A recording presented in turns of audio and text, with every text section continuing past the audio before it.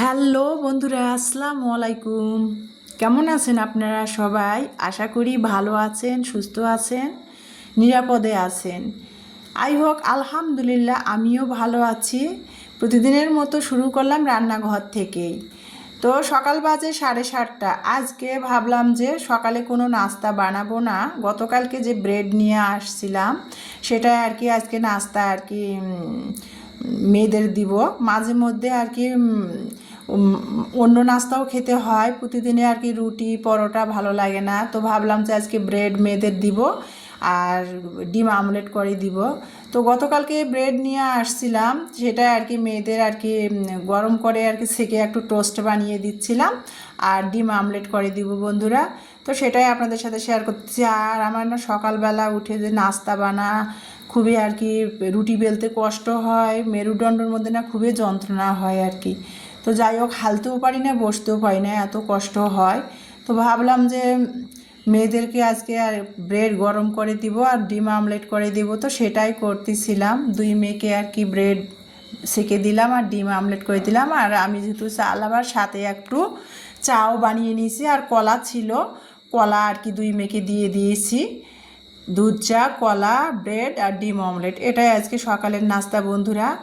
আর রুটি ব্রেডগুলো সেকে দিলাম, ডিম আমলেট করে দিলাম। ইমানি কিন্তু খেয়ে চলে গেল, ওর উদ্ভাসে প্রতিদিনের পরীক্ষাগুলো হচ্ছে প্রি মেডিকেলের। তো চলে গেল, ও যদি সকালের ব্যাচ নিচে দুইটা আর কি টাইম, একটা বিকেলের ব্যাচ একটা সকালের ব্যাচ। তো ও সকাল 9:30 থেকে মানে 12:30 পর্যন্ত ওর আর কি ক্লাস।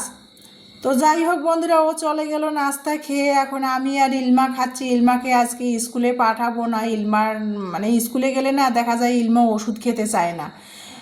সকালবেলা তাড়াহুড়া করে নাস্তায় ঠিকমতো খায় না, আর ওষুধ খাবে কিভাবে? আর ওর না অ্যালার্জির প্রবলেম দিন দিন বেড়েই যাচ্ছে। একবেলা ওষুধ না খেলে গা ফুলে ফুলে ওঠে, চাক লাল লাল হয়ে থাকে। এই জন্য ভাবলাম যে না, ঘরেই বই পড়ুক, স্কুলে পাঠাবো না। তো যাই হোক বন্ধুরা, আর দেখা যাচ্ছে যে ইলমা 9:30 থেকে 4:30 পর্যন্ত স্কুলে থাকে। বাসায় এসে গা গোসল দিয়ে আবার কোচিংয়ে যায়, মানে অনেক ক্লান্ত হয়ে যায়। সন্ধ্যাবেলা পরে আর মানে পড়তে চায় না, হোমওয়ার্কগুলো করতে চায় না, বা ওর ক্লাসের পড়াগুলো পড়তেছে না, ক্লান্ত হয়ে যায়। সেই জন্য ভাবলাম যে আজকে ইলমাকে স্কুলে পাঠাবো না। সপ্তাহে 2 দিন 3 দিন স্কুলে গেলে হবে, প্রতিদিন স্কুলে যাওয়ার দরকার নাই। আর খালি স্কুল গেলে তো হবে না, বইও তো পড়তে হবে, তাই না? ও অল্প কিছুতেই ক্লান্ত হয়ে যায়, যেহেতু ওর বড় একটা সার্জারি করা আছে, হিপ জয়েন্ট সার্জারি। এই জন্য আর কি ও অল্প কিছুতেই ক্লান্ত হয়ে যায়। সেজন্য ভাবলাম যে না থাক, ওকে স্কুলে পাঠাবো না, ওকে ঘরে পড়াতে বসাইছি। সকালে ডিম পাউরুটি নাস্তা খেয়ে তারপরে কিন্তু একটু আমি চাল ভেজেছিলাম, আর যে মিষ্টি কুমড়া দিয়ে গরুর মাংস, মানে সরি, চাল কুমড়া দিয়ে গরুর মাংস রান্না করেছিলাম, সেই বিচিটা ভেজে নিয়েছি, ভিডিও করেছিলাম। ভিডিওটা আর কি ডিলিট হয়ে গেছে কোনোভাবে। তো যাই হোক, সেটা আর কি মেয়েদের মাখিয়ে দিলাম, মেয়েরা খাইলো। এখন আমি দুপুরবেলা রান্না বসাইছি। এই যে মানে রান্না করতেছি, বাড়িওয়ালা ভাইতে সিকিউরিটিটা না গতকালকে বলছিল একটু ভাত খেতে চাচ্ছিল আমার কাছে। তো যাই হোক, ওকে একটু সঞ্জয়কে একটু ভাত দিব। তো ভাবলাম যে আর ম্যাজিক চুলাতে, মানে সরি, গ্যাসের চুলায় ভাত বসিয়ে দিছি। এই জন্যেই মানে আমার না রাইস কুকারটার মেশিনটা মানে কয়েলটা খুবই ডিস্টার্ব দিচ্ছে। ভাত রান্না করলে সহজে না মানে রাইস কুকারে ভাতটা হতেই চাচ্ছে না কেন জানি। তো যাই হোক, সেজন্য আর কি গ্যাসের চুলায় ভাত বসিয়ে দিলাম। দিয়ে আর কি এখানে আমি অপর সাইডে আর কি ম্যাজিক চুলাতে দুধ জাল করতেছি। দুধ যেহেতু ফ্রিজ থেকে বের করছি সকালবেলা, তো ভাবলাম দুধটা জাল না করলে, দুধটা না ফুটিয়ে রাখলে নষ্ট হয়ে যাবে। তো সেটাই করতেছিলাম বন্ধুরা। আর গ্যাসের চুলায় এক পাশে ভাত বসিয়ে দিয়েছি রাইস কুকারের পাতিলে করেই, আর পাশের চুলাতে আমি আর কি তেলাপিয়া মাছ ফ্রিজ থেকে বের করে লবণ দিয়ে মেখে ধুয়ে নিয়েছি বরফ ছাড়িয়ে। তারপরে এখানে হলুদ লবণ মরিচের গুঁড়া দিয়ে মাছটা মেখে নিয়ে আমি তেলের মধ্যে ভাজতেছিলাম। মাছের একটু আর কি দো পিঁয়াজা করবো, মানে মাছের পাতলা ঝোল করব। সেটা আর কি মানে আজকে মাছ সবজি দিয়ে রান্না করব না, ফ্রোজেন করা টমেটো দিয়ে মাছটা আর কি একটু ঝোল ঝোল করব। তো সেটাই করতেছিলাম বন্ধুরা। এই যে ফ্রোজেন করা টমেটো ছিল ফ্রিজে, সেটা বের করে নিয়ে পেঁয়াজের সাথে আর কি ফ্রোজেন করা টমেটোটা দিয়ে আমি কষিয়ে নিয়ে টমেটোটা আমি গলাই দিলাম একেবারে এই যে মশলার সাথে। তাতে ঝোলটা গাঢ় হবে, খেতে ভালো লাগবে, যেহেতু শুধু মাছের তরকারিটা আজকে রান্না করতেছি সেই জন্য আর কি। তো যাই হোক, এই যে মশলাটা আমরা যে মশলাগুলো দিয়ে থাকি সেগুলোই দিয়েছি ডিটেলস, আর কি বলবো বন্ধুরা। আর আমার আপুরা তো কত সুন্দর রান্না করে আমি দেখি। তো যাই হোক বন্ধুরা, আমিও মানে মোটামুটি আর কি রান্না করে খেতে হয় তাই করি বন্ধুরা। আর আমার আপুদের কাছ থেকে তো শেখার অনেক কিছু আছে। আর আমাদের তো ছোট বড় মানে সকলের শেখার কোনো শেষ নাই আমি মনে করি। তো যাই হোক আর কি রেগুলার মশলাগুলো দিয়েছি, দিয়ে কিন্তু ফ্রোজেন করা টমেটো দিয়ে তারপরে কষিয়ে নিয়েছি। নিয়ে এই যে মশলাটা তেলের উপর উঠে গেল, একটু পানি দিয়েছিলাম মাঝখানে, দিয়ে আবারও কষিয়ে নিলাম, মশলাটা তেলের উপর উঠে গেল। এখন কিন্তু ভেজে রাখা মাছগুলো আমি দিয়ে মাছগুলো ভালো করে একটু হালকা করে আমি এপিট উপিট করে কষিয়ে নিলাম। নিয়ে এখন আবার একটু ঝোলের জন্য পানি দিলাম, বেশি পানি দিব না আর কি। তো যাই হোক এই যে মাছটাও হয়ে গেল, তারপরে কিন্তু আমি ভাজা জিরার গুঁড়াটা ফ্লেভারের জন্য দিলাম, দিয়ে মাছের চুলাটা বন্ধ করে দিলাম, হয়ে গেল মাছের ঝোলটা। আর এদিকে ভাবলাম যে খালি মাছ দিয়ে তো ভাত খাওয়া যাবে না, শুকনো শুকনো লাগবে। তো ভাবলাম যে ফ্রিজে পেঁপে ছিল, পেঁপে আর কি ভাজি করি। তো পেঁপেটা ফ্রিজ থেকে বের করে ভাজি করতে যেয়ে দেখি, পেঁপেটা কাটতে যেয়ে দেখি পেঁপেটা পাক ধরেছে, মানে পেকে গেছে। তো যাই হোক যে পাশে আর কি কাঁচা কাঁচা আছে সেগুলো কেটে কেটে নিব। আর পাকাগুলা ইলমা বলছে বানায় খাবে, মাখায় খাবে পেঁপে মাখা। তো এই যে এখানে ভাত রান্না করে পেঁপেটা রেখেই আগে ইমানিকে দিচ্ছিলাম। ওর যেহেতু পড়া আছে, ও গা গোসল ধুয়ে নিয়েছে, নামাজ পড়ে নিয়েছে, ওকে খেতে দিচ্ছিলাম, ইমানি খাচ্ছিল। আর ইলমা তো এখনও খায় নাই, ইমানিকে আগে খেতে দিয়েছি ভাতটা বেড়ে। আর ওই যে বাড়িওয়ালা ভাইদের বললাম সিকিউরিটিকে একটু ভাত দিব। তো ও হিন্দু মানুষ তো সেই জন্য আর কি ওকে অন্য তরকারি দিলাম না, ফ্রিজে গরুর মাংস আছে দিব না, ওই যে ডাল দিব, মাছের ঝোল দিব শুধু, আর ভাত একটু দিব। তো এই যে ওর জন্য গামলাতে ভাত বেড়ে নিলাম, আর এই যে মাছের ঝোল আর কি ওর জন্য এক পিস মাছ বাটিতে বেড়ে নিয়ে ইমানির হাতে ছাদের মধ্যে পাঠিয়ে দিলাম, যে ও দুপুরবেলা এসে ছাদে খাবে বসে। তো যাই হোক বাড়িওয়ালা ভাইদের ছাদে রান্নাঘর আছে সেখানেই খাবে। তো যাই হোক তারপরে মেয়েকেও ভাত বেড়ে দিলাম, দিয়ে এখন আমি পাকা পেঁপেটা যেগুলো পাকা অংশ সেগুলো আলাদা করলাম, আর যে পাশটা কাঁচা ছিল সেটা কেটে কেটে নিলাম। আর মানে কেটেও অল্প একটু হয়েছে সেজন্য আর কি একটু আলু মিশিয়ে দিয়েছি, দেশি আলুগুলো নষ্ট হয়ে যাচ্ছিলো সেগুলো আর কি মিশিয়ে দিয়ে পেঁপেটা আলুর সাথে আর কি, পাকা পেঁপে যেহেতু সেজন্য আলু একটু মিশিয়ে দিলাম, দিয়ে আর কি এই যে পেঁপে ভাজিটা করতেছিলাম, পেঁপে আলুই ভাজি। তো এই যে আমরা তো ভাজিতে যে মশলাগুলো ব্যবহার করে থাকি, রসুন কুচি, পেঁয়াজ কুচি, আস্ত জিরা দিয়ে মানে তেলানি করলাম, ফ্রোজেন করা কাঁচামরিচ দিলাম, দিয়ে এই যে তেলানি করে হলুদ গুঁড়া লবণ দিয়ে আর কি পেঁপে ভাজিটা করে নিচ্ছিলাম বন্ধুরা। তারপরে এই যে ভাজিটা করতেছি, আর পাশেই কিন্তু আমি চুলার জালটা লো হিটে দিব, যে ভাজিটা আস্তে আস্তে হবে।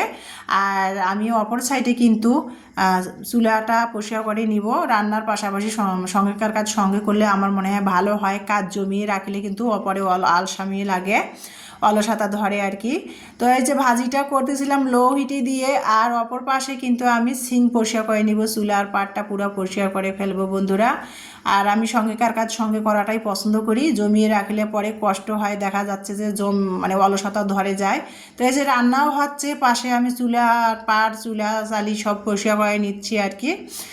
তো সেটাই আমার ভালো লাগাটা শেয়ার করতে চাই। চুলার জলটা লো হিটে দিছি, যে যেহেতু দেশি আলু আছে, পেঁপেটা তো খুব তাড়াতাড়ি সহজে সিদ্ধ হয়ে যাবে, কিন্তু দেশি আলু শক্ত শক্ত, সিদ্ধ হোক, লো হিটে দিলাম, ভাজিটাও ঝরঝরে হোক। তো এই যে আমি পাশে আর কি সিং টিংগুলো সব পরিষ্কার করে নিচ্ছি, আর প্লেট বাটি যেগুলো রান্না করার পর বের হয়েছিল সেগুলো কিন্তু অফ ক্যামেরাতে আমি ধুয়ে নিয়েছি। এক হাত দিয়ে ক্যামেরা ধরে, এক হাত দিয়ে কিন্তু প্লেট বাটি ধোয়া বা কিছু কিছু কাজ কিন্তু হয় না। তো যাই হোক বন্ধুরা এই যে তারপরে রান্নাঘরটাও কিন্তু আমি ভালো করে, যেহেতু মেরুদণ্ডর ব্যথা, হালতেও পারতেছি না, মানে খুব কষ্ট হচ্ছে পা দিয়ে, আমি রান্নাঘরটা মুছে নিয়েছি দাঁড়ায় দাঁড়ায়। তারপরে এই যে রান্নাঘরটা মুছে পরিষ্কার করে নিলাম। আর সকাল থেকে আর কি ওয়েদারটা ভালোই ছিল, রোদ ছিল। এখন আবার দেখেন, এখন 12:30 একটা, প্রায় একটা বেজে গেছে, এখন দেখেন ওয়েদারটা মানে মেঘ ধরেছে, মানে এখনই ঝুম বৃষ্টি এসে যাবে, এত পরিমাণ মেঘ ধরেছে। তো যাই হোক বন্ধুরা সকাল থেকে কিন্তু এত সুন্দর রোদ ছিল, আর রোদটা না খুব মিষ্টি মিষ্টি আমার লাগতেছিল, কেন জানি আমার মনে হয় জ্বর যাচ্ছে, মনে হচ্ছিল যে রোদে যে বসে থাকি এরকম ইচ্ছা করতেছিল। তো যাই হোক রান্নাঘরে জানলার পাশ দিয়ে রোদ আসছিল, সেখানে বসে বসে আমি কাজগুলো করলাম কাটা বাছা। তারপরে দেখেন এখন মানে আকাশটা কালো হয়ে এসেছে, মনে হয় মুষলধারায় বৃষ্টি আসবে। তো যাই হোক রান্নাঘরটা গুছিয়ে নিলাম, এই যে ভাজিটাও লো হিটে দিয়ে করতেছে, আর অপর সাইডে অন্যান্য কাজগুলোও করে নিলাম বন্ধুরা। তারপরে এই যে দুই মেয়ে খেয়ে নিয়েছে মাছের ঝোল দিয়ে, ওরা আর পেঁপে ভাজি খাবে না বলছিল, মাছের ঝোল দিয়ে দুই মেয়ে খেয়ে নিয়েছে। আর এই যে এখন আমি খাবো, আমার সব কাজ কর্ম গুছিয়ে ভাত খেতে খেতে এখন বাজে দুপুর 3টা, আমি খেতে বসেছি বন্ধুরা। তো এই যে আমি দুপুরে খাবার খাবো আর কি, দুই মেয়েকে খেয়ে নিয়েছে, দুই মেয়েকে ভাত বেড়ে দিয়েছি, ওরা খেয়ে নিয়েছে, যেহেতু লেট হচ্ছিল আমার কাজ করতে, দুই মেয়েকে খাওয়াই দিয়েছি। সকালে যেহেতু ব্রেড খেয়েছে, ক্ষুধা তো লাগেই, তাই না? আর মেয়েরা আমার মানে কোনো কিছু খেতেও চায় না ঠিক মতো, যে 2-3টা ব্রেড খাবে তাও খেতে চায় না। তো যাই হোক, দুই মেয়ে খেয়ে নিয়েছে, এখন আমি একা একা খাচ্ছিলাম। আমার ভালো লাগাটা সেটাই আপনাদের মাঝে শেয়ার করতেছিলাম। বিসমিল্লা করে পেঁপে ভাজি আর ওই যে মাছের ফ্রোজেন করা টমেটো দিয়ে একটু ঝোল করেছি, তেলাপিয়া মাছের ঝোল আর পেঁপে আলু ভাজি, সেটা দিয়ে দুপুরের খাবার খাচ্ছি বন্ধুরা। আর কী বা আমি করতে পারি আমার ভালো লাগাগুলো আপনাদের সাথে শেয়ার করব বলেন? আমি সারাদিন যেভাবে খাই পড়ি চলি, সেটাই তো আমার ভালো লাগাগুলো আপনাদের মাঝে শেয়ার করব, তাই না? যেহেতু শখের বশতে একটা শখ করে আশা করে ইউটিউব প্ল্যাটফর্মে এসেছি, আমি যা পারি সেটাই আপনাদের সাথে শেয়ার করার চেষ্টা করি। তো এই যে তারপরে কিন্তু এখন বিকেল বাজে, সরি বিকেল না, সন্ধ্যা হয়ে গেছে, সন্ধ্যা 5:30 বেজে গেছে, মাগরিবের আজান পড়তেছে জুমার মধ্যে। তো যাই হোক, এই যে ইমানি উদ্ভাসে গিয়েছিল, যে বই নিয়ে আসছে, আর ওই যে মানে 2 কিস্তিতে টাকা পেমেন্ট করার ছিল। তো প্রথমবার কিছু টাকা দিয়ে আর কি ওকে ভর্তি করিয়েছিলাম, তারপরে দ্বিতীয় কিস্তিতে ওর বাকি টাকাটা দিয়ে দিয়েছি। তো ওকে একটা টি শার্ট দিয়েছে, তো তাই টি শার্টটা দেখে বলছে এটা তো ছেলেদের পরে, তাই ইমানিকে বলছে এটা তো তোমার বাবার হবে না, তুমি আর কি নাইট ড্রেস হিসাবে এটা পরো, এটা যেহেতু জার্সি পরে আরাম পাবা। তো ইমানিকে একটা টি শার্ট দিয়েছে, আর এই যে বই দিয়েছে 6টা। তো সেই আর কি এর আগে দিয়েছে আর কি 8টা বই, আর এই যে 6টা বই দিয়েছে। তো সেটাই আর কি মানে ওর আর কি শপিং ব্যাগ থেকে বইগুলো আর কি বের করতেছিলাম। যখন প্রথম ভর্তি হয়েছে উদ্ভাসে প্রস্তুতি ব্যাচ প্রি মেডিকেল, তখন কিন্তু ওকে একটা ব্যাগও দিয়েছে খুব সুন্দর, তো বই ক্যারি করার জন্য। তো এই যে আজকে আর কি বাকি টাকাটা পেমেন্ট করার পরে যে বই দিয়েছে আর একটা মানে টি শার্ট দিয়েছে। তো সেটাই ভালো লাগাটা আপনাদের মাঝে শেয়ার করতেছি বন্ধুরা। সবাই দোয়া করবেন আমার মেয়ে দুইটার জন্য বন্ধুরা, আমার মেয়ে দুইটার জন্য সৎ পথে থেকে 10 জনের মাঝে মাথা উঁচু করে চলতে পারে আর কি। আমি এটাই সবসময় আল্লাহর কাছে প্রার্থনা করি, আল্লাহর কাছে এটাই চাওয়া আমার, আর কোনো কিছু চাওয়া না, যেন সৎ পথে থেকে যেন 10 জনের মাঝে চলে ফিরে খাইতে পারে, সেটাই আল্লাহর কাছে সবসময় আমি দোয়া করি। আর আপনারাও আমার মেয়ে দুইটার জন্য দোয়া করবেন বন্ধুরা। এই যে বইগুলো দিয়েছিল, তাই বইগুলো চেক করতেছিলাম যে কয়টা বই আজকে দিয়েছে। তো যাই হোক বন্ধুরা, এই যে তারপরে আর কি আমি এই যে সেটাই আমার ভালো লাগাটা আপনাদের মাঝে শেয়ার করতেছিলাম। তো তারপরে এখন মেয়েদের ভাবলাম যে আর কি মেয়েরা পড়তে বসবে, তো ভাবলাম যে একটু ইমানি যেহেতু নামাজ পড়তে বসছে মাগরিবে, তো ভাবলাম যে আমি দুই মেয়েকে একটু কফি দিয়ে দুধ বানিয়ে দেই। মেয়েদের না হরলিক্স দিলেও খেতে চায় না, কমপ্লান দিলেও খেতে চায় না দুধের মধ্যে মিশিয়ে। দেখা যায় বাচ্চারা দুধের মধ্যে হরলিক্স বা কমপ্লান বা ওভালটিন মিশিয়ে দিলে খায়, আমার মেয়েরা কিন্তু খেতেই যায় না। তাই দুধের মধ্যে একটু কফি মিশিয়ে দেই, কফির যে একটা পোড়া একটা ফ্লেভার আসে না, সেটা দিলে ওরা খায় দুধটা। তো এই যে ডাই কেক দিয়ে দুই মেয়েকে সন্ধ্যাবেলা আর কি নাস্তা দিব, কফি বানিয়ে দুধের সাথে কফি বানিয়ে দিব আর ডাই কেক দিব। দুই মেয়ে পড়ার টেবিলে পড়তে বসেছে, দুই মেয়েকে আর কি এই যে দুধ বানিয়ে দিব বন্ধুরা, আর আমি একটু চা বানিয়ে খাবো। তো বিকালের নাস্তা খেতে খেতে আপনাদের মাঝ থেকে বিদায় নিব বন্ধুরা। সবাই ভালো থাকবেন, সুস্থ থাকবেন। এই যে মেয়েদের জন্য দুপুরবেলা দুধ গরম ফুটিয়ে রেখে দিয়েছিলাম, এখন হালকা করে একটু দুধটা গরম করে নিলাম, নিয়ে দুই মেয়েকে কফি বানিয়ে দিচ্ছি। তো কফি বানিয়ে মেয়েদের জন্য কফি বানাতে বানাতে ভিডিওর মাঝ থেকে বিদায় নেব বন্ধুরা। সবাই ভালো থাকবেন, সুস্থ থাকবেন। ভিডিওটি দেখার জন্য সবাইকে অসংখ্য অসংখ্য ধন্যবাদ ও ভালোবাসা। আমার নেক্সট ভিডিও দেখার সবাইকে আমন্ত্রণ জানাচ্ছি বন্ধুরা। ততক্ষণ সবাই ভালো থাকেন, সুস্থ থাকেন। আল্লাহ হাফেজ।